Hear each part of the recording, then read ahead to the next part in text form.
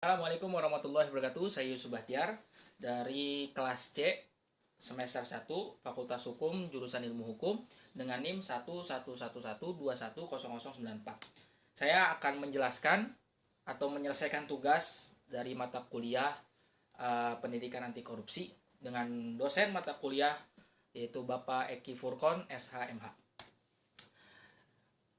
Ada berbagai macam tindakan kasus korupsi. Yang pertama adalah korupsi suap menyuap. Jenis korupsi yang satu ini adalah suap menyuap sendiri merupakan tindakan pemberian uang atau menerima uang hadiah yang dilakukan pejabat pemerintah untuk melakukan atau tidak melakukan sesuatu yang bertentangan dengan kewajibannya sebagai perbedaan hukum formil dan material.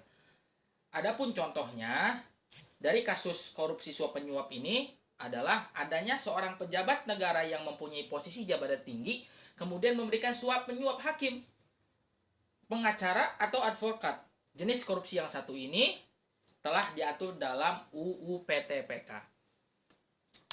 Yang kedua adalah korupsi penggelapan jabatan. Jenis korupsi yang sering dilakukan yaitu adalah penggelapan jabatan. Penggelapan sendiri berarti perbuatan yang melawan hukum sebagai bentuk penyalahgunaan jabatan. Contohnya, pegawai negeri menyalahgunakan uang atau membiarkan penyalahgunaan uang yang ditugaskan untuk menjalankan suatu jabatan umum secara terus-menerus atau untuk sementara. Penggelapan jabatan sendiri bertujuan sebagai bentuk menguntungkan diri sendiri dan merugikan negara. Yang ketiga adalah korupsi. Korupsi tindakan pemerasan, Korupsi tindakan pemerasan yaitu korupsi yang dilakukan oleh pegawai negeri yang bertujuan untuk menguntungkan diri sendiri atau orang lain dengan cara melawan hukum dan dengan menyalahgunakan kekuasaannya dengan memaksa seseorang memberikan sesuatu, membayar atau menerima pembayaran dengan potongan atau untuk mengerjakan sesuatu bagi dirinya. Jadi yaitu seseorang yang memaksa untuk memaksa seseorang lainnya untuk melakukan apa yang dia inginkan dengan memberikan embel-embel bayaran ataupun dengan potongan lainnya. Yang keempat adalah korupsi gratifikasi. Jenis korupsi gratifikasi merupakan tindakan pemberian hadiah yang diterima oleh pegawai negeri atau penyelenggaraan negara dan tidak dilaporkan kepada KPK dalam jangka waktu 30 hari sejak diterimanya gratifikasi tersebut.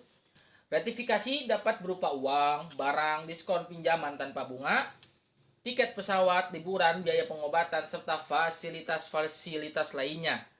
Jenis korupsi ini diatur dalam pasal 12B Undang-Undang PTPK dan pasal 12C Undang-Undang PTPK.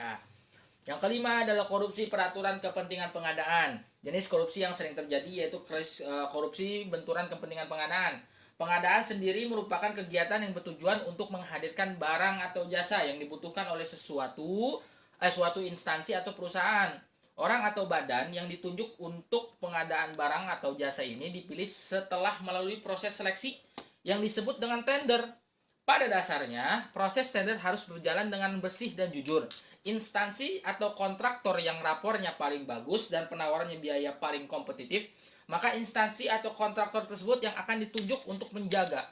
Pihak yang menyeleksi tidak boleh ikut sebagai peserta apabila ada instansi yang bertindak sebagai penyeleksi sekaligus sebagai peserta tender, maka itu dapat dikategorikan sebagai korupsi.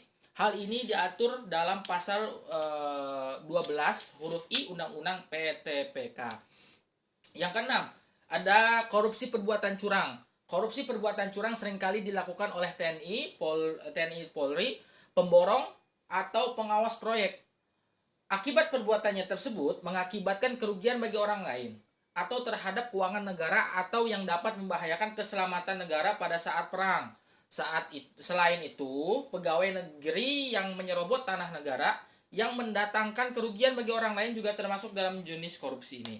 Yang ketujuh, yang terakhir adalah korupsi keuangan negara, yaitu korupsi yang mencari keuntungan dan sebagai tindakan melawan hukum biasanya dilakukan bagi mereka yang sering menyalahgunakan jabatan. Contohnya, korupsi uang negara ini yaitu mengambil keuntungan dari pembayaran pajak. Misalkan pembayaran sekian dibayar sekian. Perbuatan curang inilah yang harus segera ditindak. itulah sederet korupsi yang sering dilakukan atau yang sering terjadi di negara tercinta kita ini, Indonesia. Semoga dengan adanya penjelasan saya ini dapat menambah wawasan dan pengetahuan kita dan menambah kehati-hatian kita di dalam memahami tentang arti korupsi yang sebenarnya. Sekian, mohon maaf atas segala kekurangan. Wassalamualaikum warahmatullahi wabarakatuh.